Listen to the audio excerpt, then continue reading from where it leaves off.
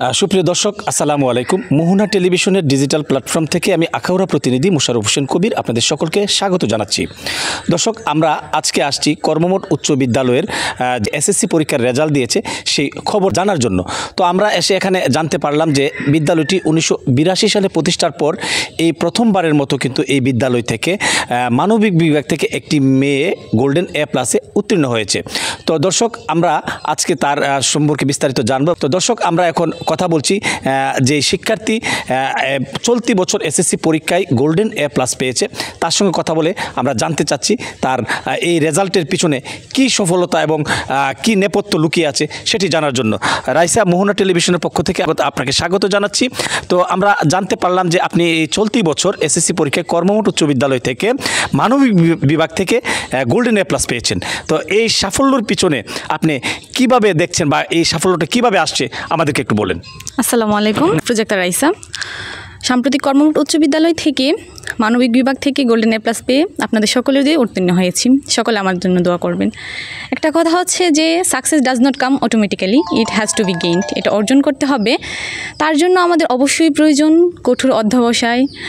সর্বপ্রথম আমি কৃতজ্ঞতা জ্ঞাপন করছি আমার মহান আল্লাহ তাআলার কাছে, যিনি ইচ্ছায় আমি এই পর্যন্ত এসে পৌঁছাতে পারছি। তারপর হচ্ছে আমার মা বাবার দোয়া, আমার শিক্ষক শিক্ষিকাদের সঠিক দিক নির্দেশনা, আত্মীয় স্বজন সকলদের সাপোর্ট, সব মিলে আমি এতটুকু আসতে পারছি। আর অবশেষে হচ্ছে আমার ক্ষুদ্র পরিশ্রমটুকু আর কি, এই পরিশ্রমের ফলাফল আজকে আমি পেলাম। আমি সত্যিই অনেক গর্বিত মনে করছি আমার মা বাবার একজন সন্তান হিসেবে, কারণ আমি আশা করেছি যে আমি এরকম একটা ভালো রেজাল্ট করব। তো আলহামদুলিল্লাহ, আল্লাহ পাক রব্বুল আলামিনের কাছে অনেক শুকরিয়া জ্ঞাপন করতেছি। সকালে আমার জন্য দোয়া করবেন। এই কর্মমঠ উচ্চ বিদ্যালয় থেকে কিন্তু এই প্রথমবারের মতো মানবিক বিভাগ থেকে আফরোজা আক্তার রাইসা কিন্তু এ প্লাস পেয়েছে। তো আমরা তার কাছে একটু জানবো যে এই আসলে পাশ করা যতটা সহজ, কিন্তু গোল্ডেন পাওয়াটা কিন্তু অনেকটাই কিন্তু টাফ ব্যাপার। তো এই যে পাশ করার জন্য কি কাজ করলে ছাত্রছাত্রীরা এই ধরনের ভালো রেজাল্ট করতে পারে বলে আপনার কাছে মনে হয়? কীভাবে লেখাপড়া করলে বা আপনি কীভাবে লেখাপড়াটা করেছেন ভালো রেজাল্টের জন্য? হ্যাঁ, আমি শুধু একটা কথাই বলবো যে এতটুকু আসার পেছনে মূল কারণটা হচ্ছে কঠোর অধ্যবসায়। মানে অধ্যবসায় ছাড়া কোনো কিছুই সম্ভব না। নিজে যদি ভালোভাবে পরিশ্রম না করি তাহলে হয়তো এরকম একটা রেজাল্ট করতাম না। আর পাশাপাশি তো সৃষ্টিকর্তার চাওয়া আছে, মা বাবার দোয়া আছে, এটা হচ্ছে মেন কথা। তো আমি স্পেসিফিক মানে নির্দিষ্ট কোনো টাইম নিয়ে পড়ি নাই, যে অনেকেই তো হচ্ছে 16 ঘন্টা 18 ঘন্টা এরকম পড়তাম। আমি মানে সব দিক দিয়েই চেষ্টা করতাম সব জায়গায় নিজেকে প্রেজেন্ট করার জন্য। এক্সট্রা কারিকুলারেও অ্যাটেন্ড করতাম এরকম আর কি, যে একদিন 8 ঘন্টা পড়তাম, একদিন 12 ঘন্টা এরকম না। আমার যতটুকু ভালো লাগতো বা যতটুকু ইচ্ছা মনে হতো যে আমার পড়লে ভালো হবে বা ভালো লাগতেছে, আমি এতটুকুই পড়তাম। কার নাই তো আমি আমার সর্বোচ্চটা দিয়ে চেষ্টা করে আলহামদুলিল্লাহ আজকে ফলাফল পাইছি। মানে এই অনুভূতি তো প্রকাশ করার মতো না। ভবিষ্যতে তুমি কি হতে চাও বা তোমার পড়ালেখাটা কিভাবে নিতে চাও বা মানুষের জন্য কি করতে চাও? অদূর ভবিষ্যতে আমি একজন মানুষের মতো মানুষ হয়ে দেশ জনগণ সকলের কল্যাণে কাজ করতে চাই, এটাই হচ্ছে আমার মেন লক্ষ্য। তো সকলের কাছে দোয়া প্রার্থী, সকলে আমার জন্য দোয়া করবেন যেন একজন মানুষের মতো মানুষ হতে পারি। এখন তার যে অভিভাবক আছে পিতা, তার সঙ্গে কথা বলছি, জনাব হান্নান ভুইয়া। তো ভাইয়ের কাছে জানতে চাচ্ছি আপনার মেয়ের এই লেখাপড়ার পিছনে সফলতাটা কার ছিল বা আপনাদের কী ধরনের পরিশ্রম ছিল, কী ধরনের টেক কেয়ার তাকে করেছেন?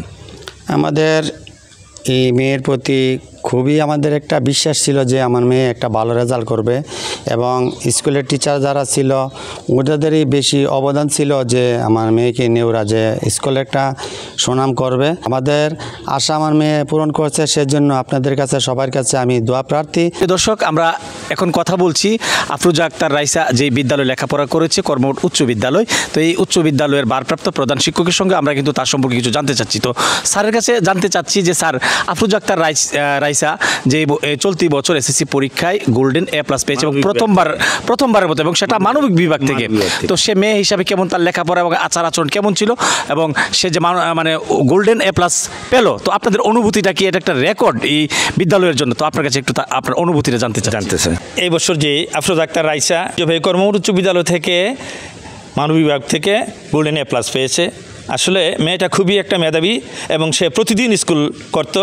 পেছনে আমাদের যে সক্রিয় যে শিক্ষকগুলো ছিল তাদের সার্বিক সহযোগিতা পেয়েছে তার পিতা এবং মাতার সার্বিক সহযোগিতা।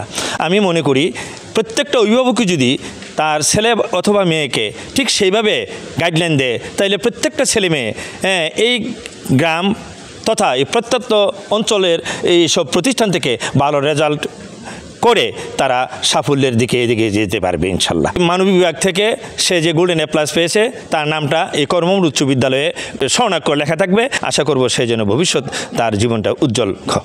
আখাউড়া উপজেলার একেবারে সীমান্তবর্তী কর্মমঠ উচ্চ বিদ্যালয় থেকে কিন্তু চলতি বছর আফরোজা আক্তার রাইসা মানবিক বিভাগ থেকে গোল্ডেন এ প্লাস পেয়ে এ প্রতিষ্ঠানের মুখ উজ্জ্বল করেছে এলাকার মান সম্মান এবং তার পরিবারের।